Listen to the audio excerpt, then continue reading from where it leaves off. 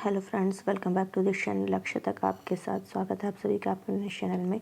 आज है गाइस 25 नवंबर 2022। तो जितने भी इंपॉर्टेंट क्वेश्चंस कल रात तक की सुर्खियों से बने हैं वो सारे इस लेक्चर में हम लोग डिस्कस करने वाले हैं। तो चलिए सेशन को स्टार्ट करते हैं बिना लेट किए हुए। तो जिसने भी अभी तक टेलीग्राम चैनल ज्वाइन नहीं किया जाकर के फटाफट ज्वाइन कर लीजिए। PDF वहीं शेयर कर दी जाती है, आप वहाँ से जाकर के उसको कलेक्ट कर सकते हैं। सेकंड थिंग, जिससे हमारे इंस्टाग्राम से जुड़ना वो भी जुड़ सकता है। इन सभी की लिंक आपको इस चैनल के डिस्क्रिप्शन बॉक्स में मिल जाएगी। तो चलिए सेशन को स्टार्ट करते हैं और देख लेते हैं आज का पहला क्वेश्चन क्या कह रहा है। किसने छठी बधिर T20 चैंपियनशिप 2022 जीती है? कह रहा है किसने छठे 6 नंबर की बधिर T20 राष्ट्रीय चैंपियनशिप 2022 जीती है। तो कौन जीता है ये जीता हरियाणा ने जीता। हरियाणा किसे हरा कर जीता है? तो महाराष्ट्र को हरा करके हरियाणा ने इसे जीता है। नेक्स्ट क्वेश्चन की तरफ चलते हैं। Next question is very important for your exam. कह रहा है, दूसरा क्वेश्चन है, नवंबर 2022 में भारत और किस देश के मध्य द्विपक्षीय सैन्य अभ्यास, कौन सा अभ्यास है? गरुड़ शक्ति का आयोजन किया गया है। तो ये गरुड़ शक्ति का आयोजन जो किया गया है ये किसके किसके बीच किया गया है? ये किया गया है इंडोनेशिया, भारत और इंडोनेशिया के मध्य। भारत और इंडोनेशिया के मध्य जो है ये हम द्विपक्षीय सैन्य अभ्यास है गरुड़ शक्ति। अगर खाली गरुड़ पूछ ले, गरुड़ सैन्य अभ्यास पूछ ले खाली, तो ये आपका है फ्रांस के साथ। लेकिन यहाँ पे क्या दिया है? गरुड़ शक्ति दिया है। गरुड़ शक्ति पूछ ले तो क्या हो जाएगा? भारत और इंडोनेशिया के मध्य ये क्या किया गया? स्टार्ट किया गया है। और इस बार जो किया गया है वो 8वें नंबर का है। कौन से नंबर का अभ्यास है? 8वें नंबर का अभ्यास है। इसका उद्देश्य क्या है? इस अभ्यास का जो गरुड़ शक्ति का अभ्यास है भारत इंडोनेशिया के बीच, ये है आतंकवाद से लड़ना। क्या है इसका उद्देश्य? आतंकवाद से लड़ना प्लस सहयोग को बढ़ावा देना। आतंकवाद से लड़ना और सहयोग को क्या करना? बढ़ावा देना। ये इसका क्या है? उद्देश्य है। तो ये आपको ध्यान रखना है। लेकिन अगर गरुड़ अभ्यास खाली पूछ ले तो भारत और फ्रांस के बीच, लेकिन गरुड़ शक्ति पूछ ले तो भारत और इंडोनेशिया के बीच। और इंडोनेशिया के साथ एक और अभ्यास है भारत का, वो है समुद्र शक्ति। क्या है? समुद्र शक्ति। ये भी भारत और इंडोनेशिया के बीच है। तो ये भी आपको ध्यान रखना है। चलते हैं नेक्स्ट क्वेश्चन की तरफ। 3 नंबर का क्वेश्चन है, ये मोस्ट इंपॉर्टेंट क्वेश्चन है। ये आपके UPSC और UPPCS की दृष्टि से ये क्वेश्चन बहुत ही इंपॉर्टेंट है। मार्ग पोर्टल भारत सरकार की किस पहल परियोजना के तहत शुरू किया गया? तो जो मार्ग पोर्टल है, मार्ग पोर्टल ये आपका स्टार्टअप इंडिया के तहत शुरू किया गया है। तो इसके बारे में चलिए डिस्कस करते हैं डीपली हम लोग कि जो मार्ग पोर्टल है, अभी जो हाल ही में जो वाणिज्य और उद्योग मंत्रालय है, कौन? वाणिज्य और उद्योग मंत्रालय। मैं यहाँ शॉर्ट में लिख दे रही हूँ, वाणिज्य और उद्योग मंत्रालय। वाणिज्य और उद्योग मंत्रालय के तहत जो DPIIT, एक मिनट मैं कलर चेंज कर ले रही हूँ। वाणिज्य और उद्योग मंत्रालय के तहत जो DPIIT है, DPIIT का मतलब क्या है कि उद्योग और आंतरिक व्यापार संवर्धन विभाग, मतलब कि department for promotion of industry and internal trade, इसका फुल फॉर्म अगर हिंदी में कहें तो उद्योग एवं आंतरिक व्यापार संवर्धन विभाग। इसने क्या किया है? जो नेशनल मेंटरशिप प्लेटफॉर्म है, मेंटरशिप है, सलाहकार, सहायता, लचीलापन और विकास पोर्टल, यानी कि मार्ग MAARG, मार्ग का फुल फॉर्म क्या है? M से मैं यहाँ लिख दे रही हूँ फिर से, एक मिनट। मार्ग, M का मतलब हो गया यहाँ पे मेंटरशिप। A का मतलब क्या है यहाँ पे? एडवाइजरी। एक A का मतलब क्या है? असिस्टेंस। और यहाँ पर R का मतलब क्या है? मार्ग है ना, R का मतलब क्या है? यहाँ पे R क्या मतलब है? रेजिलेंस। और G का मतलब क्या है यहाँ पर? ग्रोथ। क्या है इसका मतलब? ग्रोथ। तो जो DPIIT है जिसका नाम मतलब मैंने बताया कि अभी उद्योग और आंतरिक व्यापार संवर्धन विभाग ने क्या किया है, जो नेशनल मेंटरशिप, यानी मार्ग का फुल फॉर्म मैं बोल रही हूँ, जो national mentorship advisory assistance resilience and growth, यानी कि जो क्या है? मेंटरशिप प्लेटफॉर्म मेंटरशिप, सलाहकार, सहायता, लचीलापन और विकास पोर्टल है या मार्ग पोर्टल पर पंजीकरण के लिए स्टार्टअप आवेदन हेतु क्या की है, कॉल सेवा शुरू की है। और ये जो मार्ग पोर्टल है ये स्टार्टअप इंडिया का नेशनल मेंटरशिप प्लेटफॉर्म है। स्टार्टअप इंडिया का क्या है, नेशनल मेंटरशिप प्लेटफॉर्म है, नेशनल मेंटरशिप प्लेटफॉर्म है, ये ध्यान रखिएगा, मेंटरशिप प्लेटफॉर्म है। और यह विविध क्षेत्र, कार्य, चरण या भौगोलिक और पृष्ठभूमि में स्टार्टअप्स के लिए क्या करेगा, मेंटरशिप की सुविधा हेतु वन स्टॉप प्लेटफॉर्म है। अगर हम बात करें स्टार्टअप इंडिया की, तो स्टार्टअप इंडिया क्या है, यह भारत सरकार की एक प्रमुख पहल है जिसका उद्देश्य जो है स्टार्टअप कल्चर को प्रेरित करना और भारत में जो नवाचार है, इनोवेशंस हैं और उद्यमिता है, उसके लिए एक समावेशी और मजबूत पारिस्थितिकी तंत्र का क्या करना है, निर्माण करना है इस पोर्टल के तहत, इस स्टार्टअप इंडिया के तहत। ये आपको क्लियर हो गया होगा। स्टार्टअप एक उद्यम है जो अपने संस्थापकों द्वारा क्या करता है, एक विचार और या एक समस्या के समाधान के रूप में क्या किया जाता है, शुरू किया जाता है, जिसमें महत्वपूर्ण व्यावसायिक अवसर की क्या होती है, संभावना होती है। आई होप ये क्लियर हो गया होगा। नेक्स्ट क्वेश्चन, 23 नवंबर 2022 को यूरोपीय संघ की, मोस्ट इंपॉर्टेंट क्वेश्चन ये भी है। तो गाइस इतने अच्छे अच्छे क्वेश्चंस आपके लिए लेकर के आते हैं। प्लीज़ इस लेक्चर को जो भी देख रहे हो तो एक लाइक करना बिल्कुल मत भूलिए। लाइक करने से एक सपोर्ट मिलता है, एक हौसला मिलता है, उम्मीद मिलती है। तो प्लीज़ इसको आप एक लाइक कर दिया करिए। और जो नए व्यूवर्स हैं वो बिल्कुल सब्सक्राइब करना ना भूलें, सब्सक्राइब कर दिया करिए। चलिए क्वेश्चन को डिस्कस करते हैं कि यूरोपीय संघ की संसद ने किस देश को आतंकवाद को प्रायोजित करने वाला राज्य घोषित किया है। तो कौन, मतलब यूरोपीय संघ की जो संसद है उसने रशिया को क्या किया है, आतंकवाद को प्रायोजित करने वाला राज्य घोषित किया है।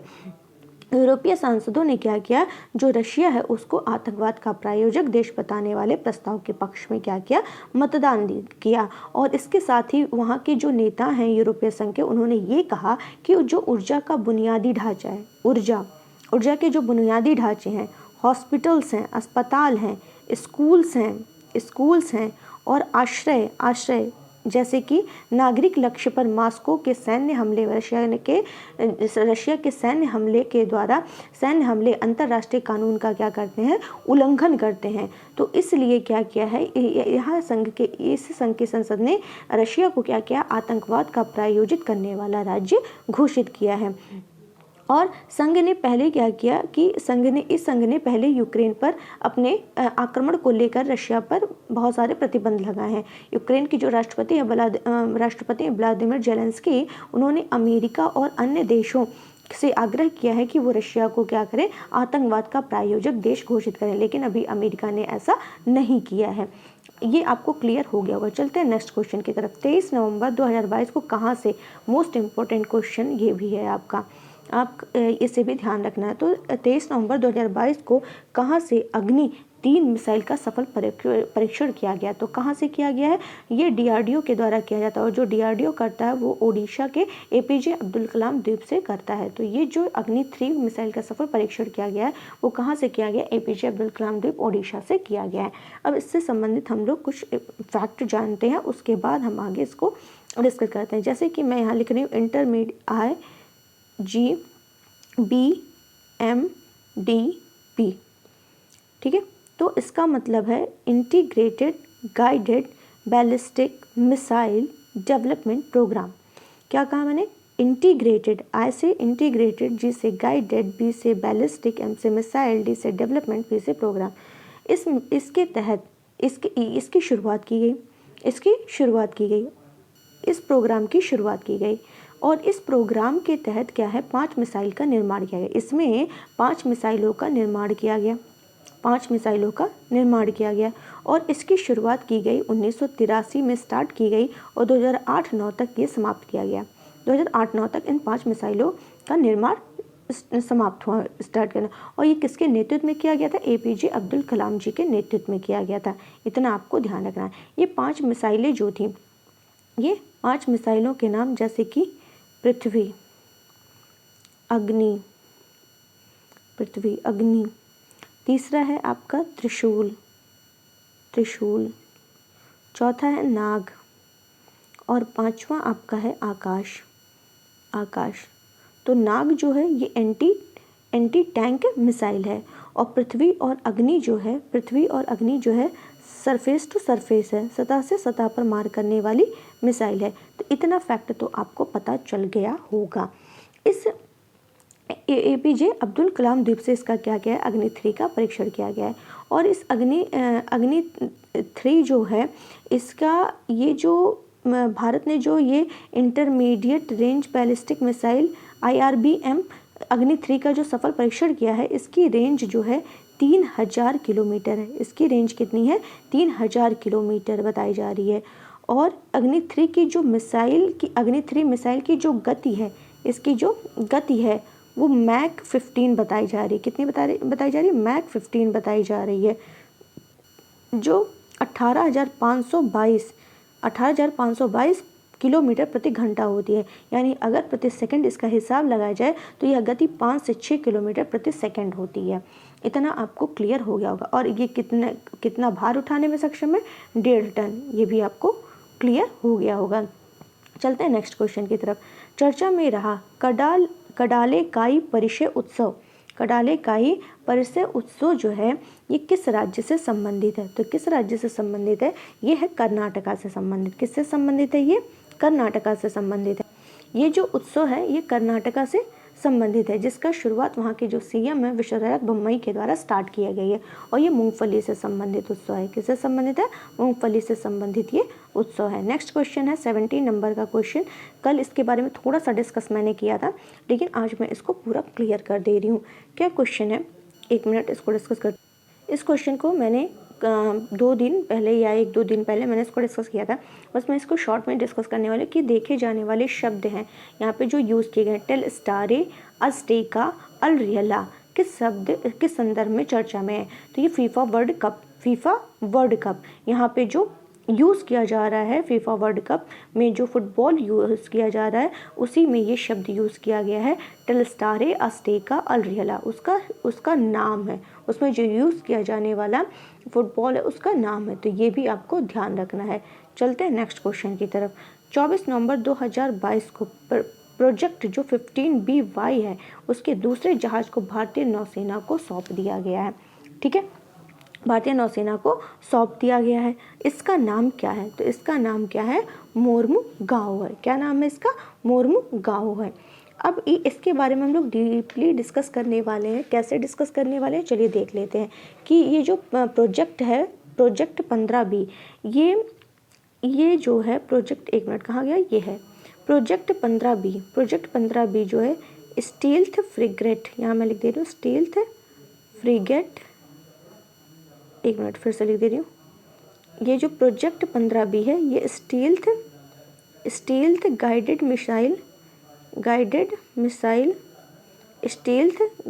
मिसाइल विध्वंसक का इसके अंदर निर्माण किया गया। प्रोजेक्ट 15B के तहत जो है स्टील्थ गाइडेड मिसाइल विध्वंसक का निर्माण किया गया। और इसके तहत जो है 4 जहाज का क्या किया गया है, निर्माण किया गया है। जिसमें से जो दूसरा है वो क्या किया गया, इसमें जो दूसरा है इस जहाज को भारतीय नौसेना को सौंप दिया गया। तो 4 जो है वो क्रमशः हम लोग जान लेते हैं। पहला INS विशाखापत्तनम, पहला क्या है, INS विशाखापत्तनम। और दूसरा क्या है, INS मोरमुगाओ। तीसरा INS इम्फाल। और चौथा है INS सूरत। तो दूसरा जो है भारतीय नौसेना को क्या किया गया, सौंप दिया गया। और इन सभी का निर्माण जो है मझगांव डॉक लिमिटेड के द्वारा किया गया। इसका मैंने न्यूज़ कटिंग लगा दिया है कि ये देखिए लिखा है नौसेना को मिला, 1 मिनट, नौसेना को मिला प्रोजेक्ट 15B का दूसरा जहाज। इसको थोड़ा और हम लोग देखते हैं। ये देखिए इसमें लिखा प्रोजेक्ट 15B के दूसरे जहाज नौसेना को सौंप दिया गया और मझगांव डॉक शिप बिल्डर्स ने इसे तैयार किया, जो कि मैंने ऑलरेडी आपको बता दिया। और प्रोजेक्ट 15B के तहत 4 जहाज को क्या किया गया, 28 जनवरी 2011 को मंजूरी दी गई थी, जो कि चारों जहाज के बारे में मैंने आपको बता दिया है। ये जो सौंपी गई है ये 163 मीटर लंबा है, 17 मीटर चौड़ा है, 7400 टन भार मतलब ये वहन कर सकता है।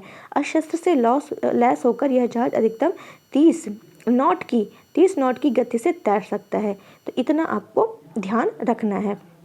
और ये जो है अत्यधिक घातक प्रोजेक्ट में करीब 75% आयुधों में मध्यम रेंज, सतह से हवा में मार करने वाली मिसाइल, ब्रह्मोस सतह से सतह मार करने वाली मिसाइल, ये सारा आपको क्लियर। ये सब नहीं, बस इतना जितना मैंने बताया वो ध्यान रखिए। जैसे यहाँ पर आइए देख लीजिए कि ये विध्वंसक प्रोजेक्ट 15B के तहत दूसरे नंबर का जो मोरमुगांव है वो भारतीय सेना को सौंप दिया गया है।